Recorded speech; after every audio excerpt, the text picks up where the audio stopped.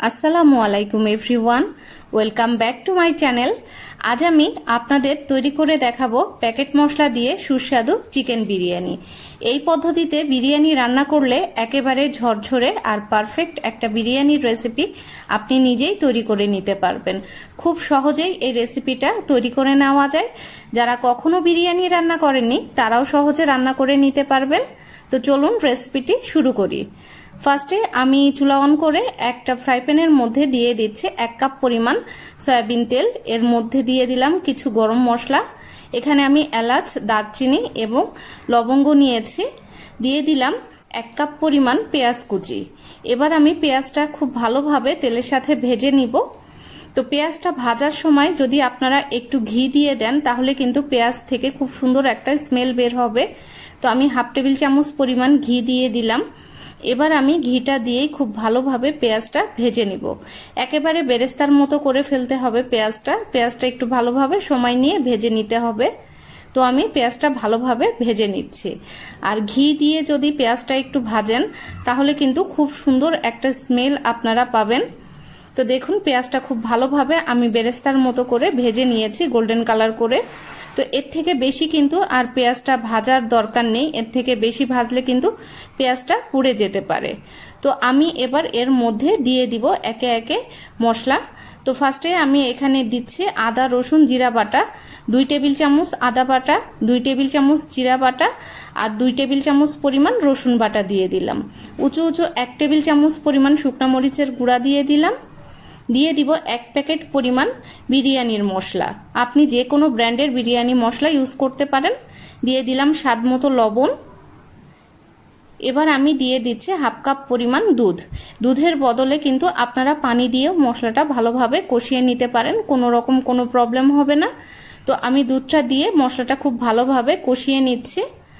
তো দুধ দিয়ে যখন মশলাটা কষাবেন দেখবেন খুব সুন্দর কিন্তু একটা কালার আসবে। তবে দুধ ইউজ না করতে চাইলে আপনারা পানি দিয়েও মশলাটা কষিয়ে নিতে পারবেন, কোনো প্রবলেম হবে না। আমি আজকে 1 কেজি চালের বিরিয়ানি রান্না করব, তো ওভাবেই কিন্তু আমি সব মশলাগুলো দিয়ে দিচ্ছি। কষানো হয়ে গেছে, এর থেকে কিন্তু আর বেশি কষানোর দরকার নেই। মশলা থেকে খুব সুন্দর একটা কালার বের হয়েছে। এবার আমি দিয়ে দিব 1 টেবিল চামচ পরিমাণ চিনি। এই চিনিটা দিলে মিষ্টি হবে না, বিরিয়ানিকে ব্যালেন্স করার জন্যই কিন্তু চিনিটা ইউজ করা হয়। তো খুব ভালোভাবে মশলাটা কষিয়ে নিলাম আর তেলটা উপর থেকে ভেসে উঠেছে, আপনারা দেখতে পাচ্ছেন। এবার আমি এর মধ্যে দিয়ে দিব 2.5 কেজি পরিমাণ মুরগির মাংস। এখানে আমি মুরগির মাংসগুলো কিন্তু একটু ছোট ছোট করে কেটে নিয়েছি। আপনি চাইলে কিন্তু বড় পিস করেও বিরিয়ানিটা রান্না করতে পারেন। তো আমার কাছে এরকম একটু ছোট করে কেটে নিলেই বিরিয়ানিটা খেতে বেশি ভালো লাগে। তো এভাবে কিন্তু আপনারা খুব সহজেই বিরিয়ানিটা রান্না করে নিতে পারেন। তো মশলার সাথে আমি খুব ভালোভাবে মাংসটা একটু মিশিয়ে নিচ্ছি। আর চুলাটা কিন্তু হাই হিটেই আছে, চুলাটা কিন্তু আমি এখনো লো হিটে করে দেইনি।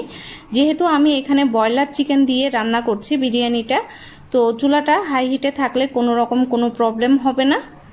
তো খুব ভালোভাবে মশলার সাথে আমি 5 মিনিটের মতো চিকেনটা কষিয়ে নিলাম। এবার আমি ঢাকনা দিয়ে আরো 5 মিনিটের মতো চিকেনটা ভালোভাবে কষিয়ে নিব। তো ফিরে আসবো 5 মিনিট পর। 5 মিনিট হয়ে গেছে, আমি ঢাকনা খুলে নিচ্ছি। এবার আমি এর মধ্যে দিয়ে দিব 1 কাপ পরিমাণ দুধ। দুধটা দিয়ে এই মাংসটা আমি 80% মতো সিদ্ধ করে নিব। 80% মতো মাংসটা সিদ্ধ করে নিতে হবে, একেবারে কিন্তু বেশি সিদ্ধ করা যাবে না, তাহলে কিন্তু বিরিয়ানিতে দিলে কিন্তু তখন মাংসটা ভেঙে যেতে পারে। তো দুধ দিয়েও আমি খুব ভালোভাবে নেড়েচেড়ে মিশিয়ে দিলাম। ঢেকে রান্না করব কিছুক্ষণ। তবে তার আগে আমি দিয়ে দিব কিছু কাঁচামরিচ। এখানে 5-6টি আমি কাঁচামরিচ দিচ্ছি। এবার ঢাকনা দিয়ে রান্না করব 10 মিনিটের মতো। 10 মিনিট হয়ে গেছে, আমি ঢাকনা খুলে নিচ্ছি। এবার কিন্তু আর ঢাকনা দিয়ে রান্না করব না। তো আমি ভালোভাবে আবারও একটু নেড়ে চেড়ে দিচ্ছি। দেখতেই পাচ্ছেন এখানে কিন্তু কোনো এক্সট্রা পানি বা দুধ কোনো কিছুই নেই। যতটুকু দেখা যাচ্ছে সবটুকুই কিন্তু মশলা। তো এর থেকে কিন্তু মাংসটা আর বেশি ড্রাই করা যাবে না, তাহলে কিন্তু খেতে ভালো লাগবে না। এবার আমি দিয়ে দিব 1 টেবিল চামচ পরিমাণ লেবুর রস। এবার লেবুর রসটা দিয়েও খুব ভালোভাবে আমি মাংসর সাথে মিশিয়ে নিব। তো 1 টেবিল চামচ লেবুর রস দিয়ে আমি আবারও খুব ভালোভাবে মাংসর সাথে মিশিয়ে নিচ্ছি। এবার আমি মাংসটা এক সাইডে রেখে দিচ্ছি, এরপর পোলাওটা প্রসেস করব। তো পোলাও রান্নার জন্য আমি ফার্স্টেই দিয়ে দিচ্ছি 1/2 কাপ পরিমাণ সয়াবিন তেল, এর মধ্যে 3-4টা পেঁয়াজ কুচি আর কিছুটা কাঁচামরিচ দিয়ে দিচ্ছি, আর দিয়ে দিব 1 কেজি পরিমাণ পোলাওয়ের চাল, আর দিয়ে দিচ্ছে অল্প একটু গরম মশলা। এবার আমি চালটা চুলা মাঝারি হাই হিটে রেখে খুব ভালোভাবে ভেজে নিব। যখন আপনারা ভাজবেন তখন কিন্তু অবশ্যই খেয়াল রাখবেন যেন পুড়ে না যায়। আর বিরিয়ানি রান্না করার সময় কিন্তু বড় একটা ছড়ানো ভারী পাত্রে রান্না করলেই কিন্তু ভালো হয়। দিয়ে দিলাম আদা রসুনের পেস্ট 1 টেবিল চামচ পরিমাণ। মাংসতেই যেহেতু সব মশলা দিয়েছি, তো এখন কিন্তু চাল ভাজার সময় অতিরিক্ত মশলার প্রয়োজন নেই। তো সবকিছু খুব ভালোভাবে আমি মিশিয়ে নিলাম, নিয়ে চালটা কিন্তু খুব ভালোভাবে ভেজে নিয়েছি। বিরিয়ানিতে আমি এখন দিয়ে দিব 1 কেজি চালের জন্য 2 কেজি পরিমাণ ফুটন্ত গরম পানি। 1 কেজি চালের জন্য 2 কেজি পানি লাগবে। দিয়ে দিচ্ছে 1 টেবিল চামচ পরিমাণ লবণ অথবা স্বাদ মতো লবণ। লবণ আর ঝালটা আপনারা আপনাদের টেস্ট অনুযায়ী অ্যাড করবেন। এবার আমি চুলাটা হাই হিটে করে ঢাকনা দিয়ে ঢেকে রান্না করব প্রায় 2 থেকে 3 মিনিটের মতো। 2-3 মিনিটের মধ্যেই কিন্তু চালটা গা মাখা হয়ে যাবে। তো আমি ঢাকনা দিয়ে অপেক্ষা করব 2 থেকে 3 মিনিটের মতো। চুলা হাই হিটে থাকবে এ পর্যায়ে।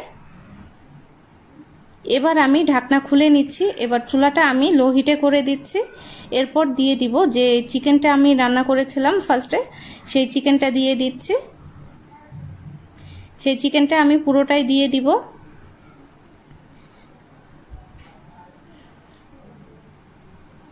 এরপর দিয়ে দিব 2 টেবিল চামচ পরিমাণ টমেটো সস।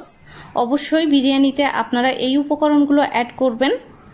এবার দিয়ে দিব 1 মুঠো কিশমিশ, দিয়ে দিব 3 থেকে 4টি আলু বখারা, আর দিয়ে দিব 1 টেবিল চামচ পরিমাণ কেওড়া জল। এবার দিয়ে দিচ্ছি 3টা আলু বখারা, দিয়ে দিব 2 টেবিল চামচ পরিমাণ ঘি। অবশ্যই লাস্টে এই উপকরণগুলো অ্যাড করবেন, এতে করে বিরিয়ানিটা খেতে কিন্তু খুবই ভালো হবে, একটা শাহি ফ্লেভার আসবে। তো সবকিছু দিয়ে আমি খুব ভালোভাবে মিশিয়ে নিব। চাল এবং মাংসটা এমনভাবে মেশাবেন যেন চাল এবং মাংসটা খুব ভালোভাবে একসাথে মিশে যায়। আর এই কাজটা কিন্তু অবশ্যই এই টাইমেই করতে হবে। এরপর কিন্তু বিরিয়ানিটা আর বেশি নাড়াচাড়া করা যাবে না। আর এই পর্যায়ে কিন্তু লবণটাও আপনারা টেস্ট করে নিতে পারেন, যে লবণটা যদি কম হয় বা বেশি হয়, সবকিছু ব্যালেন্স করে দিতে পারেন। তো খুব ভালোভাবে আমি চাল এবং মাংসটা মিশিয়ে নিচ্ছি।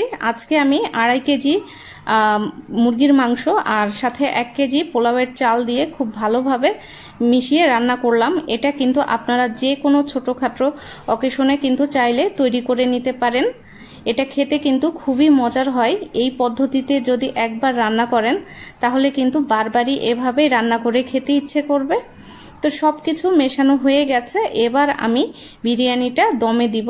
তো চুলাটা সর্বোচ্চ লো হিটে করে দিয়ে আমি 30 মিনিট অপেক্ষা করব। আর ঢাকনায় যদি কোনো রকম কোনো ছিদ্র থাকে সেটাও লক করে দিতে হবে।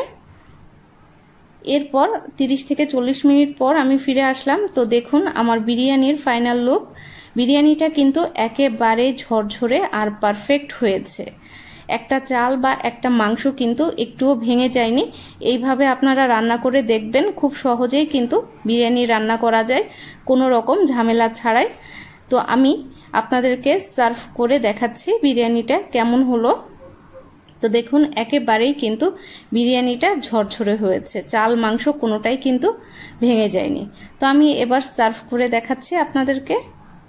তো দেখেই বুঝতে পারছেন বিরিয়ানিটা কতটা লোভনীয় হয়েছে। এভাবে কিন্তু খুব সহজেই আপনারা বিরিয়ানিটা রান্না করে পরিবারের সবার সাথে এনজয় করতে পারেন।